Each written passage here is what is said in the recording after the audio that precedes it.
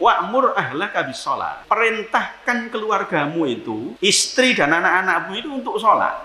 Wastabir 'alaiha, dan sabarlah kamu di dalam menjalankan peran untuk memerintah istri dan anak-anak untuk sholat. Sak ndablek-ndableke anak, sak nakal-nakali anak, pokoknya sampai ninggal nih sholat. Lupa tapi mendem ya Pak. Pokoknya gelem sholat isi hati. Tapi nggak mau bojone tonggo, sik gelem sholat hati. Hanya dengan sekali asyhadu alla ilaha illallah wa asyhadu anna muhammadar rasulullah, dosa kafirnya itu nol. Jangan rame-rame, ini jangan disampaikan orang kafir.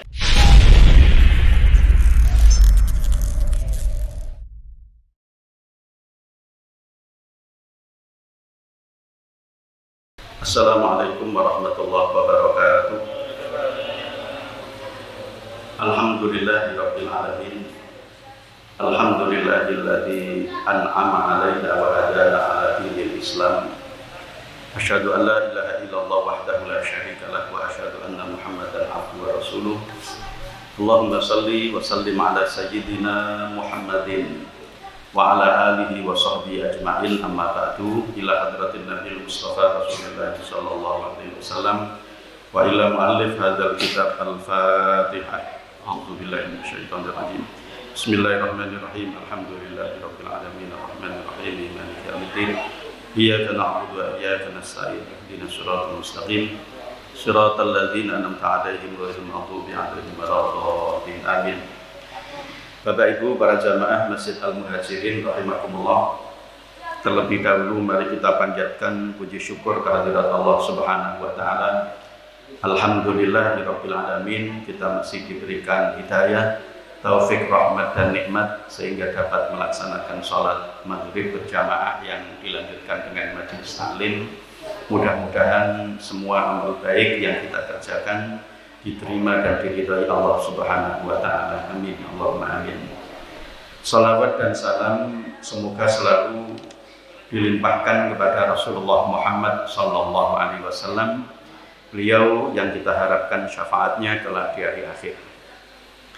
Para jamaah rahimakumullah, melanjutkan kajian kitab hadis Riyadhus Shalihin, masih di dalam bahasan tentang al-mubadarah fil khairat, berlomba-lomba atau bersegera di dalam melakukan kebaikan. Hadis yang ketujuh, penjelasan hadis yang ketujuh ya. Lanjutan hadis yang ketujuh. Bismillahirrahmanirrahim. An Abi Hurairah radhiyallahu anhu anna Rasulullah sallallahu alaihi wasallam qala. Dari sahabat Abu Hurairah radhiyallahu an bahwa sesungguhnya Rasulullah sallallahu alaihi wasallam telah bersabda, badiru bil a'mali sab'an. Bersegeralah melakukan amal sebelum datangnya 7 perkara. Hal tangtadiruna illa faqran munsian.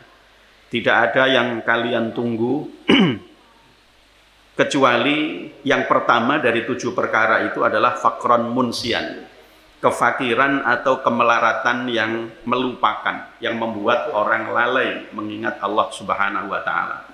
Ini penjelasannya sudah. Aughinan, atau yang kedua aughinan mudghiyan, atau kekayaan yang membuat orang menyimpang atau menyeleweng, membuat orang menjadi sombong. Ini keterangannya juga sudah. Yang ketiga, au maradhan mufsidan, atau sakit yang membinasakan, yang merusak. Ini keterangannya juga sudah.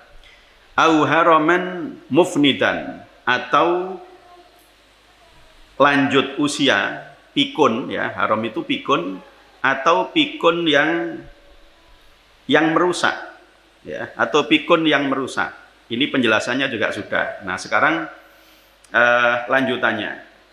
Yang kelima, tidak ada yang kita tunggu itu dalam hidup ini kecuali yang kelima, au mautan mujhizan, atau kematian yang tiba-tiba. Mujhizan itu ai sari'an. Di dalam kitab Dalilul Falihin itu juga dimaknai dengan fujaatan, kematian yang tiba-tiba. Sesungguhnya para jamaah rahimakumullah, kematian itu terjadi dengan berbagai macam cara. Bisa tiba-tiba atau mendadak, tapi bisa juga dengan melalui sebab yang Allah buat, seperti sakit. Dan umumnya orang mati itu karena sakit.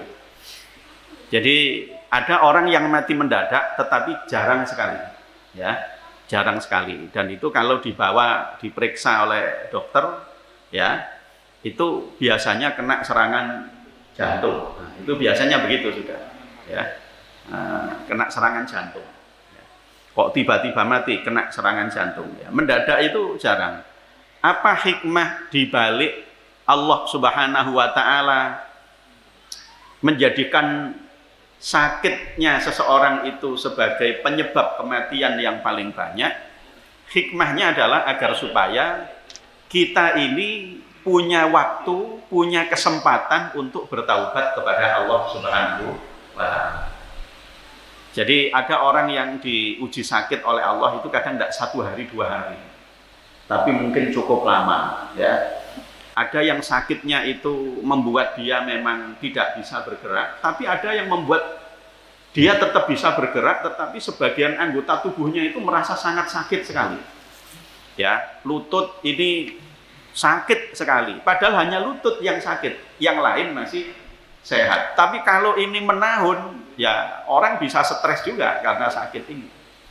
Ya, jadi, tapi dengan begitu Allah Subhanahu Wa Taala itu seperti memberikan peringatan sekaligus kesempatan supaya meskipun kita ini diberikan ujian sakit yang tidak seluruh anggota tubuh kita, agar supaya kita ini mempersiapkan diri untuk kehidupan sesudah nanti kita menghadap Allah Subhanahu wa Ta'ala. Jadi itu salah satu hikmah mengapa orang itu diberi sakit. Tetapi kebanyakan manusia saat diberikan kematian oleh Allah dengan sebab sakit, itu banyak yang justru lupa kepada Allah Subhanahu wa Ta'ala.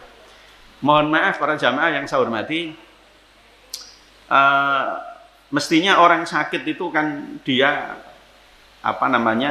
sangat dekat dengan Allah, sangat dekat dengan Allah. Apalagi kalau sakitnya itu sudah parah. Tapi kadang kita melihat sebagian orang itu, mohon maaf, keluarganya mungkin kadang tidak mengingatkan hal-hal penting saat dia sakit. Misalnya waktunya sholat, nah itu penting. Itu waktunya sholat itu penting. Dan sholat ini tidak boleh bosen untuk terus saling mengingatkan. Ya, kalau kita ini di keluarga saja juga kadang bosen. Bangunkan anak-anak itu, mengingatkan anak-anak, Masya Allah. Kalau istri, suami sudah sama-sama dewasa, gampang lah itu diingatkan. Dibangunkan juga gampang, ya. Bapaknya anak-anak itu kalau susah dibangunkan, ibunya pasti istri punya teknik bagaimana bisa cepat membangunkan suami. Nah, itu gampang dibangunkan, ya. Iya, tangi dewe. Nah, bangunkan istri itu juga gampang. Kalau enggak bangun-bangun, langsung aja di depannya itu kasih 100 ribuan 5 itu. Nah, plek, langsung melek. Ya, jadi sudah ngerti, tapi Masya Allah, bangunkan anak-anak itu untuk mengingatkan dia sholat, susahnya luar biasa. Jadi ternyata benar di dalam Al-Quran itu Allah berfirman, a'udzubillahi minasyaitonirrajim, wa'mur ahlaka bis-sholat. Perintahkan keluargamu itu, istri dan anak-anakmu itu untuk sholat. Wastabir 'alaiha, dan sabarlah kamu di dalam menjalankan peran untuk memerintah istri dan anak-anak untuk sholat. Itu kudu sabar, tidak boleh putus asa. Kadang ditangekno itu murang-muring tambah, apalagi anak-anak masih kecil itu, ya. Kita kalau di bawah 7 tahun kan tidak bisa ngapa-ngapain, hanya disuruh sholat gitu aja. Kalau tidak mau sholat ya sudah, tidak apa-apa. Kalau 10 tahun disuruh sholat tidak mau, orang tua boleh mukul, tapi bukan pukulan yang sifatnya penganiayaan, yang menyakiti, tapi untuk mendidik, untuk menimbulkan efek jerah supaya dia ngerti tentang kewajibannya. Lu kadang yang susah itu bangunkan yang sudah SMA, sudah kuliah, waduh itu nek melek bengi-bengi. tapi sobone awan-awan. Loh iya, ini benar. Ternyata para hadirin yang saya hormati, dan ini momentum bagi kita untuk selalu merefresh ya tentang sholat itu ya di dalam peristiwa Isra Mi'raj. Karena memang ternyata yang paling penting dalam kehidupan kita ini, aspek ubudiyah yang paling penting itu sholat. Sudah, sholat ini nomor 1 sudah. Wes gak kena ditawar, sholat.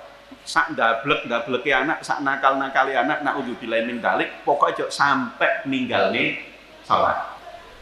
Sama manusia itu sak maksiat-maksiatnya orang, sak mungkar-mungkarnya orang, jangan sampai ninggalkan sholat. Pokoknya nek sik gelem sholat, insya Allah masih baik.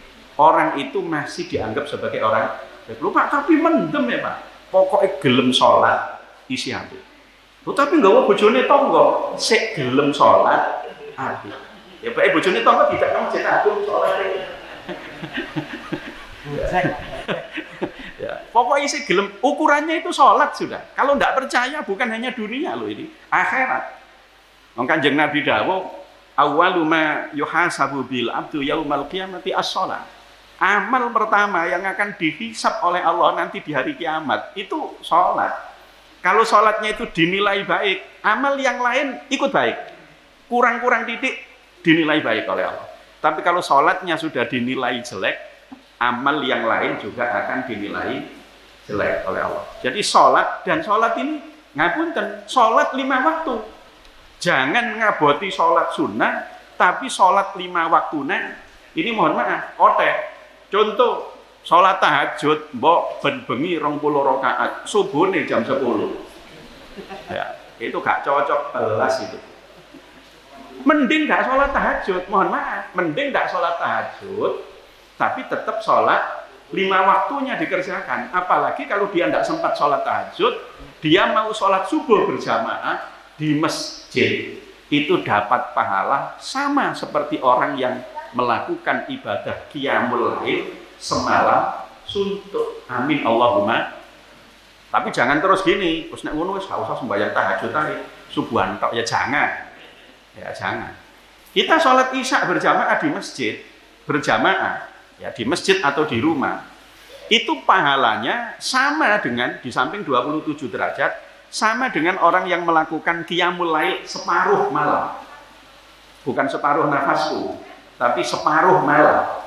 Ya, separuh malam. Padahal kita ini tidak pernah ibadah sampai separuh malam itu. Tidak pernah. Ini artinya apa?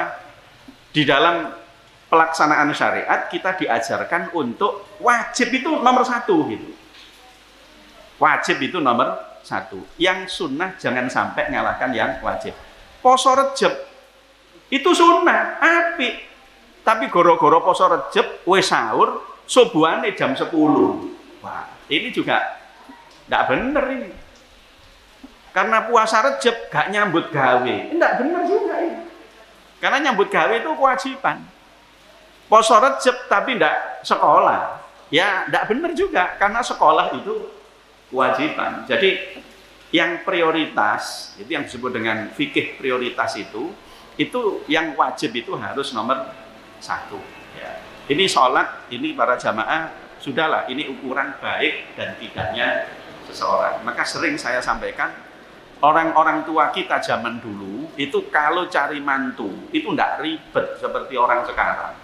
Zaman dulu itu nek golek mantu, pertanyaannya cuman calon bojomu iku areke sholat atau ndak, cuman itu, gak ruwet belas. Wong soal rezeki itu memang sudah ditentukan oleh Allah Subhanahu wa Ta'ala. Tapi orang sekarang kebanyakan yang dilihat status sosial, ya, kekayaan, hal-hal yang sangat tidak penting sekali untuk dilihat. Ternyata sholat ini nanti yang akan menentukan. Sama, calon besan itu sholat atau enggak, itu yang jadi ukuran. Selama dia sholat, maka pasti dia orang baik. Ya. Jadi selama orang itu kalau ada orang dinilai baik tapi dia tidak mau mendirikan sholat, itu berarti dia sebenarnya bukan orang baik. Kecuali kalau dia non muslim, ya kita tidak ngurusi. Tetapi muslim itu ukurannya cuma 1 dari sholatnya. Maka kalau kita ingin lihat ingin mengevaluasi diri kita, ingin introspeksi diri. Sebenarnya uripku ini kena apa kok kacau balau kayak begini. Rezeki saya kok seret, rumah tangga saya kok ndak harmonis. Lihat dari sholatnya aja sih. Lihat dari sholatnya. Oh mungkin sembrono dengan waktu sholatnya. Oh mungkin tidak disiplin jamaahnya dan lain sebagainya. Itu bisa kita evaluasi dari sholat. Karena sholat ini nanti juga akan memberikan kesaksian. Kalau orang itu sholatnya baik, sholat itu nanti akan memberikan kesaksian. Dia dulu orang yang memperbaiki saya. Nah gitu. Tapi kalau sholatnya jelek, sholatnya juga akan menjelekkan dia nanti di hari kiamat. Ya. Jadi betapa pentingnya ibadah sholat ini. Dan sholat ini para jamaah yang saya hormati, ya memang seperti tadi saya sampaikan, tidak boleh bosen untuk terus merefresh tentang sholat. Jangan pernah kita merasa sholat kita sudah baik. Meskipun kita sudah berusaha memperbaiki sholat kita. Tapi jangan rumongso sholatku wis apik. Belum tentu. Itu di dalam Bulughul Maram, itu di masa Rasulullah SAW, ada seorang laki-laki masuk masjid, lalu dia sholat. Setelah salam, lalu dia kepada Rasulullah. Dia menuju kepada Rasulullah. Ya mungkin maunya salaman atau ngobrol gitu. Tapi kata Rasulullah, ulangi sholatmu. Suruh sholat lagi orang ini. Kemudian orang ini sholat. Setelah salam, datang lagi kepada Rasulullah, ulangi sholatmu. Suruh ulangi lagi. Sampai 3 kali orang ini mengulangi sholatnya. Setelah yang ketiga kali itu, orang ini sudah tidak kuat, mau ulangi lagi itu. Mbok ya saya ini diajari sholat Rasulullah. Bagaimana sholat yang benar itu? Ternyata orang ini setelah dilihat oleh Rasulullah, itu yang paling banyak salahnya itu tumak ninahnya. Jadi ngapunten, tumak ninah itu perpindahan antar gerakan. Kalau bacaan boleh cepat, tetapi kalau gerakan itu harus ada tumak ninahnya, jeda waktunya. Rupanya orang ini sholatnya penculit-penculit, tetapi tumak ninah antar gerakan itu tidak ada. Tidak ada. Maka oleh Rasulullah disuruh ngulang. Ternyata kita perhatikan secara fikih madzhab apapun, madzhabul arba'ah, bahkan lebih dari madzhabul arba'ah, rukun sholat yang paling banyak itu tumak nina. Tumak nina itu sebenarnya diam sebentar, biqadri qiraati subhanallah. Kira-kira kadar bacaan subhanallah. Jadi seandainya ketika rukuk itu tidak mau apa-apa, itu gak apa-apa.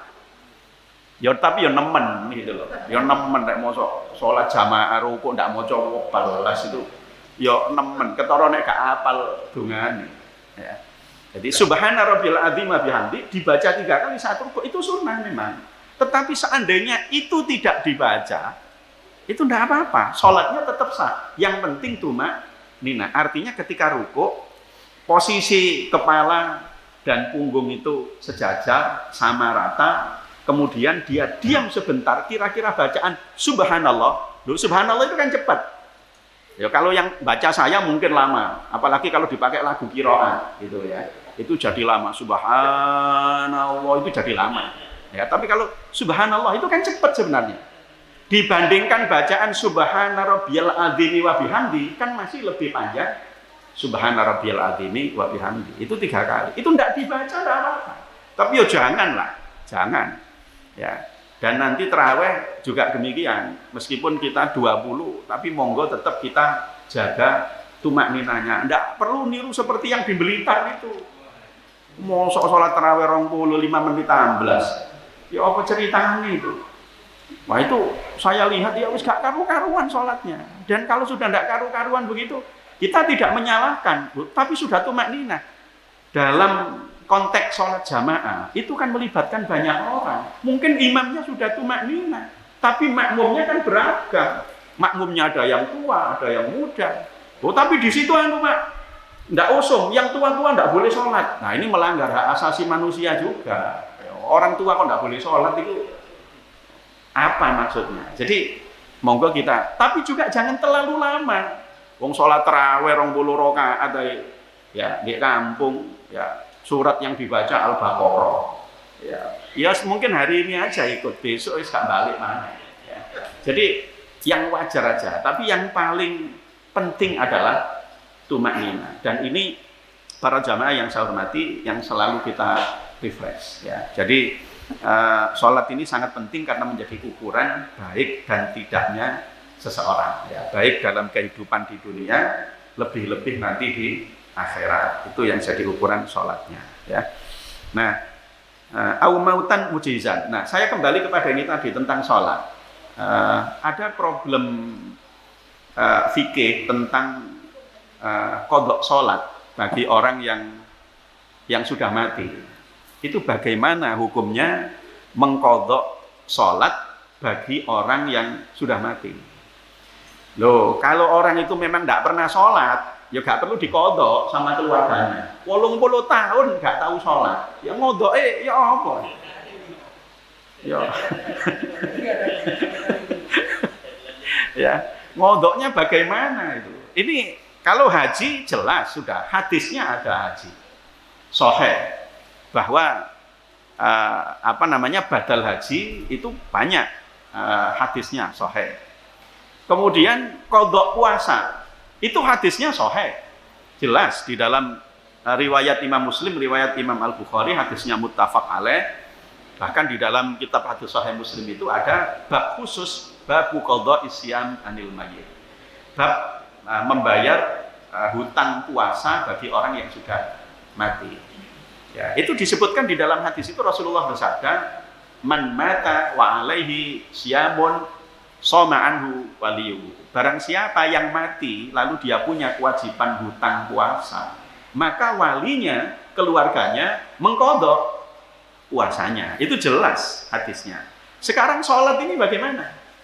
Ya harus dilihat masalahnya. Posisi kasusnya bagaimana? Kalau dia ini orangnya memang tidak sholat, Islam Pak, tapi cuman nggak tahu sholat, usianya sampai 80 tahun, ya gak perlu dikodok lah, gak perlu dikodok, urusannya dewe, urusan orang itu dengan Allah Subhanahu wa Ta'ala.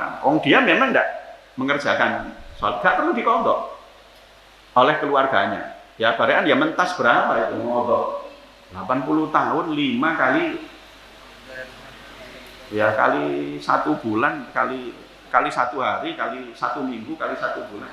Nggak tahu berapa lama itu. Makanya terus sama orang-orang itu disiasati gini, ya apa ya caranya ngodok supaya gak abot-abot, budal umroh. Nah, gitu. Berangkat umroh karena di Medina, di Masjid Nabawi 1 kali sholat pahalanya sama dengan 1000 kali. Jadi kalau di sana sholat 5 kali, berarti pada kalau sholat 5.000. Itu yang di Masjidil Haram. Ya ini Gusti Allah diakal-akali itu. Jadi ben gak ngodok akeh-akeh gitu. Jadi kalau kasusnya seperti itu gak perlu dikodok, itu sudah urusan dia dengan Allah. Bagaimana dengan orang yang murtad? Nah, asalnya dia Islam, kemudian dia keluar dari Islam. Itu dalam kitab Sulam Taufik harus dikodok. Karena sebelumnya dia sholat, lalu dia meninggalkan sholat secara sengaja, murtad, lalu dia balik lagi menjadi muslim. Itu sholatnya harus dikodok. Jadi kalau murtadnya 1 tahun, ya ngodoknya 1 tahun, ben kapok itu. Karuan orang kafir. Orang kafir itu kafir 70 tahun. Mohon maaf ya, tapi jangan rame-rame, ini jangan disampaikan orang kafir. Ya. Orang kafir itu 70 tahun kafir. Hanya dengan satu kalimat syahadat, asyhadu alla ilaha illallah wa asyhadu anna muhammadar rasulullah, dosa kafirnya itu 0, diampuni semuanya yang lalu oleh Allah. Tapi jangan terus ngomong ini, enak dadi wong kafir dhisik lek ngono jangan. Iya nek umure sampai 70, lah nek gak sampai pelain. Ya. Jadi itu betapa murahnya Allah Subhanahu wa Ta'ala itu. Jadi orang murtad itu harus mengqadha. Tetapi begini, yang saya sebut tadi problem fikih yang kita alami dalam kehidupan sehari-hari, ada orang tua itu yang rajin sholat, ya, kemudian jatuh sakit, mungkin hanya beberapa hari di rumah sakit. Karena sakitnya berat, karena usianya lanjut, padahal ini sangat tekun menjaga waktu sholat itu. Lalu anak-anaknya juga tidak bisa menjenguk, mendekati orang tuanya yang sedang sakit. Dia sendiri juga tidak mungkin karena rasa sakitnya yang berat itu akhirnya tidak sempat kepikiran untuk mengerjakan sholat. Bahkan sempat masuk di ruang ICU misalnya. Itu bagaimana? Kondisinya masih sadar. Beda dengan orang koma ya, para jamaah. Kalau orang itu koma itu kan belum titik ya. Koma itu kan bukan titik, belum titik. Koma itu orang masih hidup tetapi dia tidak punya kesadaran. Secara fikih orang yang tidak punya kesadaran akal itu tidak dikenai kewajiban untuk sholat. Jadi orang gila itu meskipun dia sudah balik, sudah dewasa, karena gila, karena akalnya itu maka dia tidak dikenai kewajiban sholat. Anak-anak kita yang masih belum balik, yang masih kecil, meskipun berakal, tapi karena belum balik tidak dikenai kewajiban sholat. Nah, seperti orang yang kehilangan kesadaran karena koma itu, meskipun detak jantungnya masih ada, masih hidup, dia tidak kena kewajiban sholat kalau memang tidak punya kesadaran pikiran. Tapi kalau dia punya kesadaran pikiran, dia wajib untuk sholat. Ya, kalau tidak bisa berdiri, ya sambil duduk, sambil tidur miring, sambil tidur terlentang. Kalau tidak bisa, ya paling tidak isyarat dengan matanya untuk sholat itu. Nah, tetapi di dalam beberapa kasus, dan ini banyak terjadi apalagi sejak pandemi COVID itu, kalau sudah masuk di ruang ICU, sudah parah itu, dipasangi ventilator macam-macam kan tidak ada yang ingatkan sholatnya bagaimana. Itu kalau sampai meninggalkan sholat 2 hari, 3 hari, bagaimana hukum sholat yang ditinggalkan oleh orang ini. Maka di dalam fikih mazhab Syafi'i, seperti dalam kitab Fathul Mu'in yang disusun oleh Syekh Zainuddin Al-Malibari itu ada 3 pendapat. Hukum mengqadha sholat orang yang mati itu ada 3 pendapat. Pendapat yang mu'tamad, yang jadi pegangan itu, orang yang mati itu tidak perlu diqadha dan tidak perlu dibayar fidyahnya. Artinya habis gak perlu diqadha, karena tidak ada dalil Al-Quran maupun hadis yang secara eksplisit menyebut tentang qadha sholat bagi orang yang sudah mati. Tapi kalau haji ada hadisnya sahih yang tadi saya sampaikan itu. Puasa ada hadisnya sahih seperti yang tadi saya sampaikan. Tapi untuk sholat itu tidak ada. Karena itu tidak perlu diqadha, tidak perlu dibayar fidyah. Urusan sholat itu adalah urusan pribadi seseorang dengan Allah Subhanahu wa ta'ala. Ini yang mu'tamad di dalam fikih mazhab Syafi'i. Tapi ada pendapat kedua di dalam fikih mazhab Syafi'i. Ya. Jadi kalau mayit itu, orang yang mati itu sebelum dia mati itu sempat wasiat atau tidak wasiat. Ya, wasiat itu misalnya gini, "Nak, ibu loro wis 2 dina 3 dina durung salat. Bek ibu waras ya engko tak qadha. Tapi bek ibu mati, tolong kamu yang qadha." Ini namanya wasiat. Dan ini harus dikerjakan. Ini harus dikerjakan oleh yang menerima wasiat, oleh anaknya itu. Atau ibunya ini tidak wasiat sama sekali. Wis pokoknya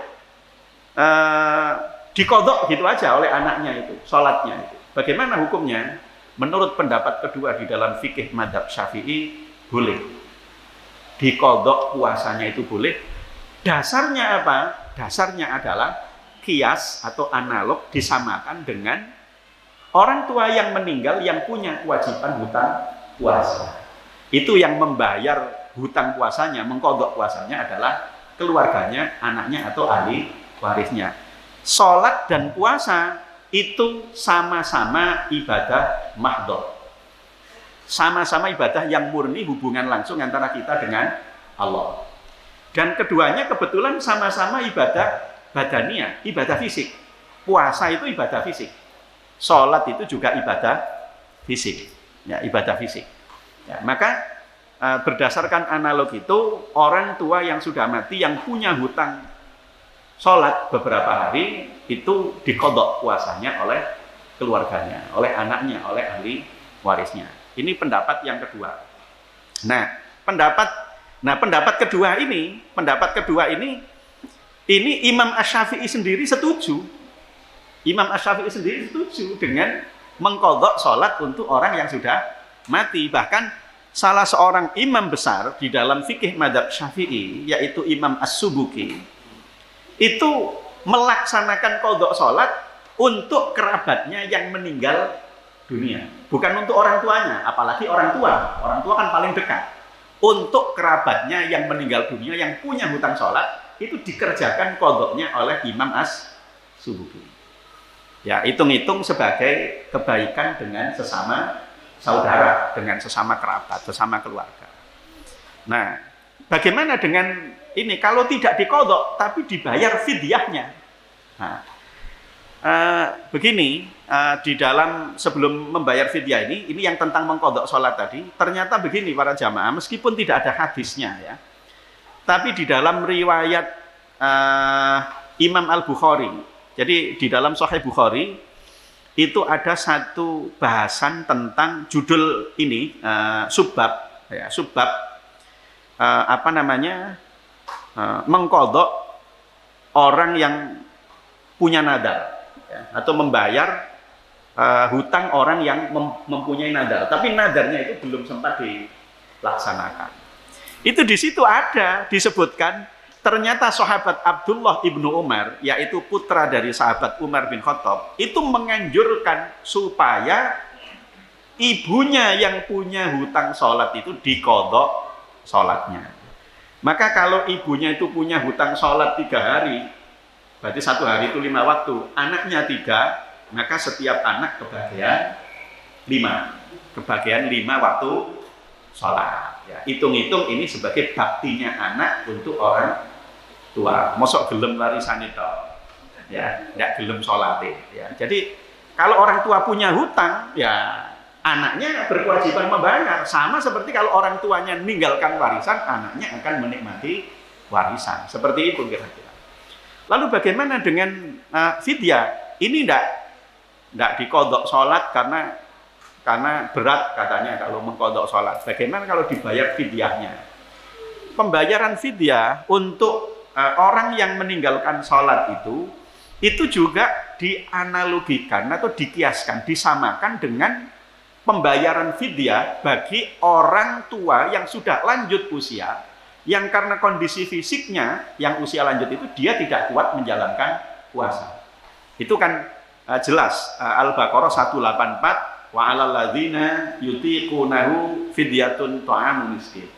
Dan wajib bagi orang-orang yang berat untuk menjalankan ibadah puasa itu memberi makan orang miskin. Maka orang yang tidak mengqadha sholat bagi orang tuanya yang meninggal itu bisa diganti dengan membayar fidyah.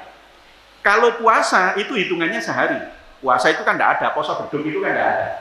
Ya, poso asar itu tidak ada. Kalaupun itu anak-anak kita ajari begitu, itu karena litarbiyah. Ya, untuk mendidik anak-anak kita saja. Tetapi sebenarnya kan tidak ada poso beduk, poso asar itu kan tidak ada. Apalagi poso pendak 1 jam itu tidak ada. Ya, enak poso pendak 1 jam. Ya. Sedino tetap mangan ping 12.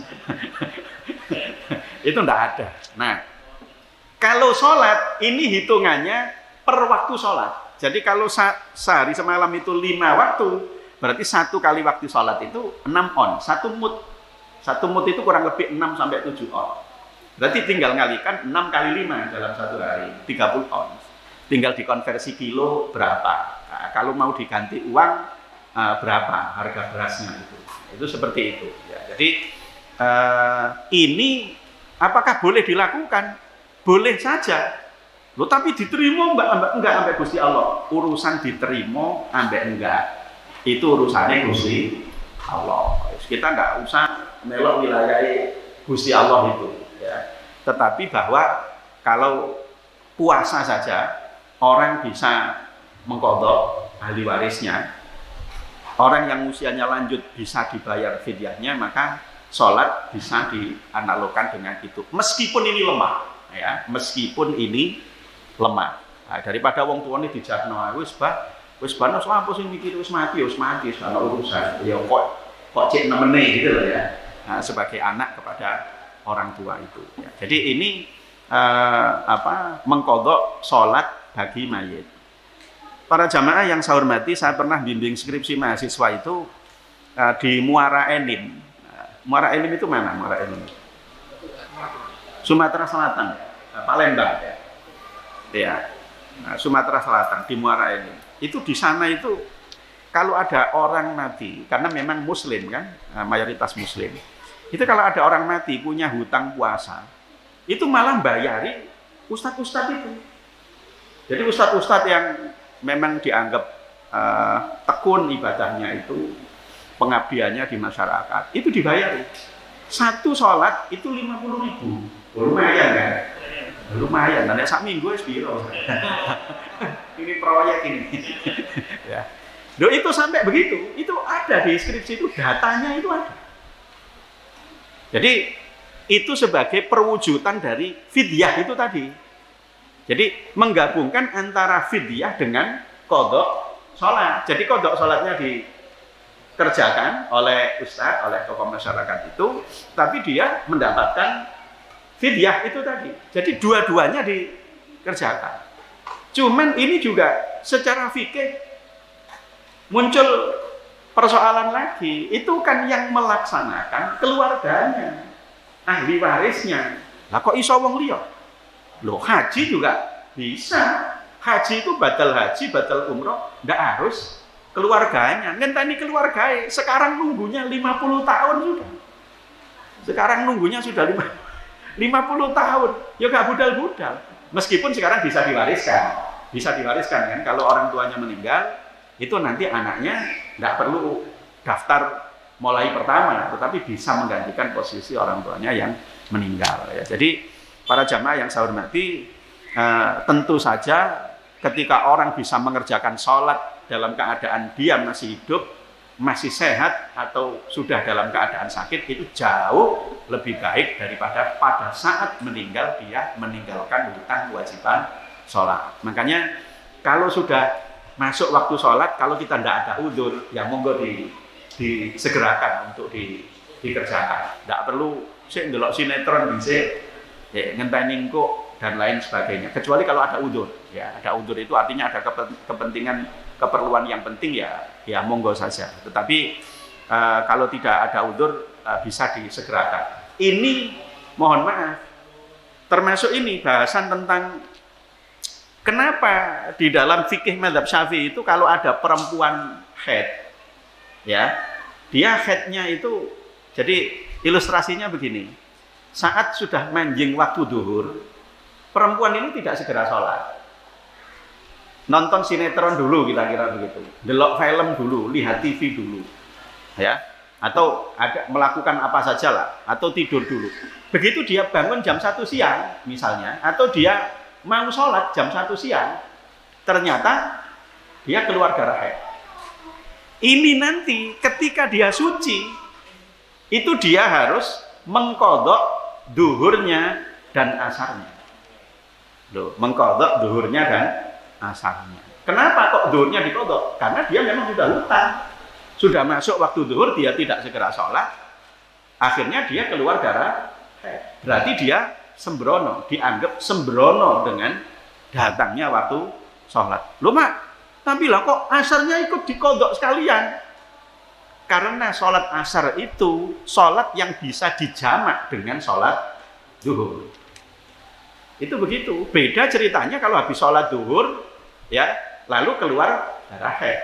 Dia tidak perlu mengqadha asarnya karena zuhurnya sudah dikerjakan. Ini yang seperti ini masih banyak yang belum tahu. Makanya kadang perlu fiqhun nisa, ya fikih perempuan itu terutama untuk ini, untuk mengingatkan hal-hal yang begini. Karena sekali lagi sholat ini sangat penting dalam kehidupan kita, ya. Sholat ini sangat penting dalam kehidupan kita. Saya kira itu para jamaah sekilas tentang qadha, ya, hukum mengqadha sholat bagi orang yang sudah meninggal dunia. Tidak ada pertanyaan nggih tentang ini? Ada? Nggih, monggo.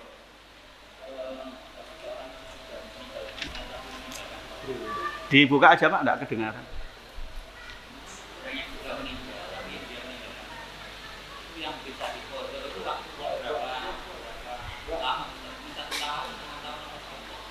Iya.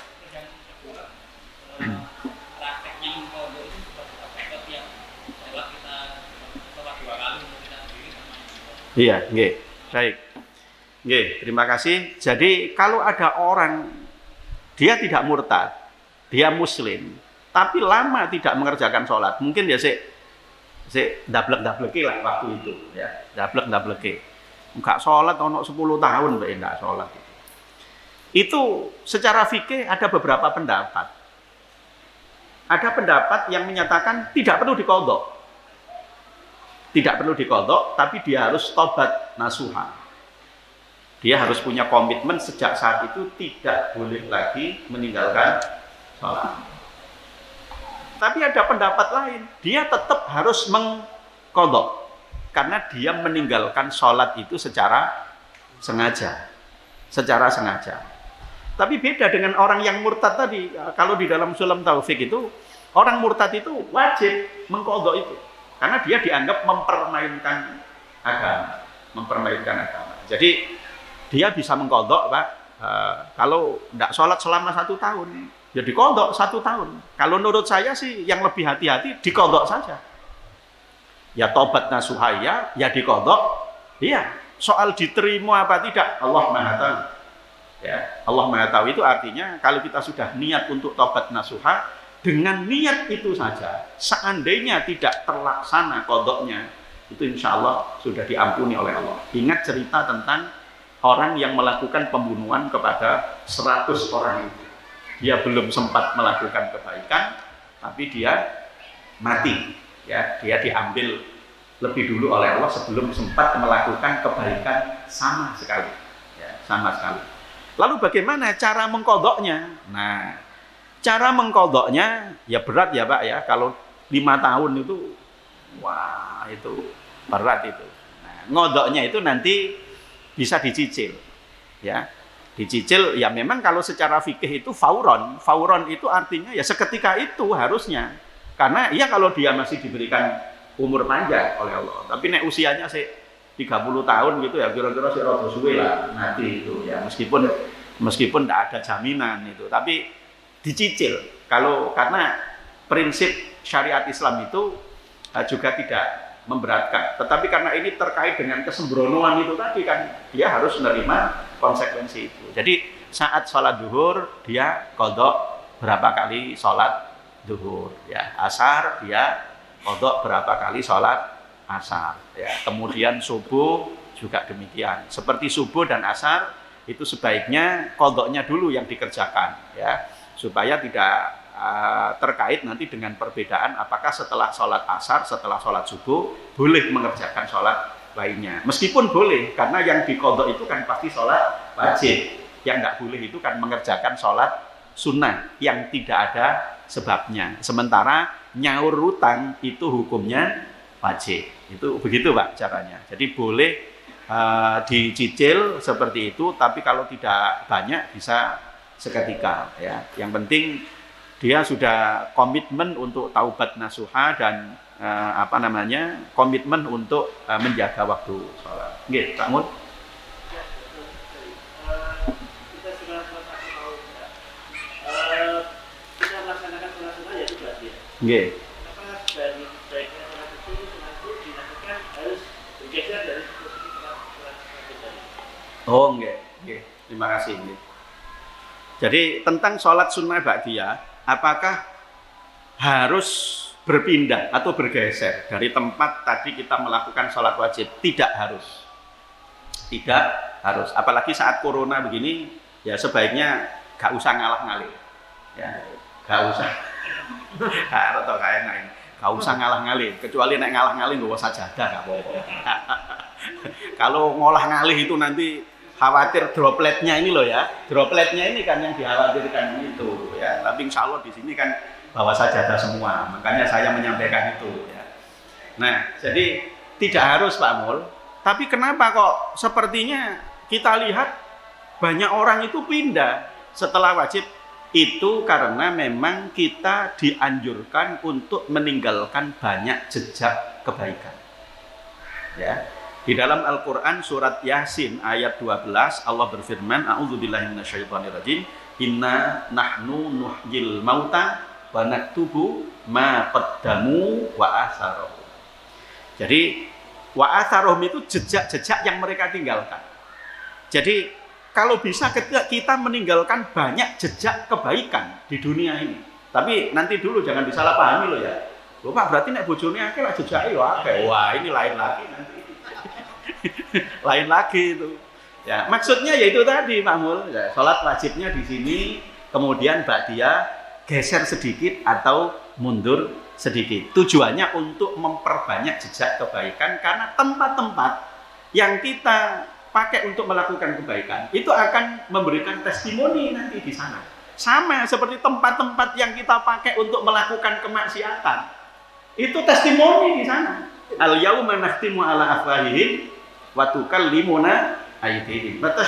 Makanya kalau ke diskotik enggak usah pindah-pindah sudah. Diskotik itu aja ya. Enggak, ini bukan saya nyuruh ke diskotik itu enggak, tapi ojo ngalah-ngalih gitu loh. Wis maksiat pindah, mari nang tretes nang kono. Ya, itu ya cukup satu tempat aja. Tapi kalau kebaikan itu pindah-pindah ya. Artinya meninggalkan banyak jejak kebaikan. Ini sampun isya nih, Pak. Nggih, saya kira begitu nggih, Pak Mul nggih. Saya kira demikian para jamaah, meskipun ini belum tuntas hadisnya ya, mudah-mudahan bermanfaat dan mudah-mudahan kita dapat mengamalkan dalam kehidupan sehari-hari. Amin Allahumma amin. Kurang lebihnya mohon maaf. Mari kita tutup dengan doa. A'udzubillahi minasyaitonirrajim. Bismillahirrahmanirrahim. Allahumma salli wa sallim wa barik ala sayyidina Muhammad wa ala ali sayyidina Muhammad. Alhamdulillahirabbil alamin.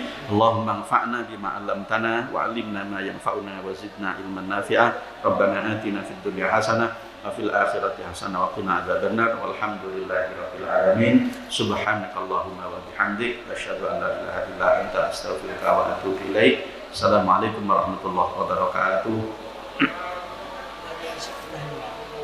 Di sini. Ustaz Fahmi enggak apa-apa. Ya.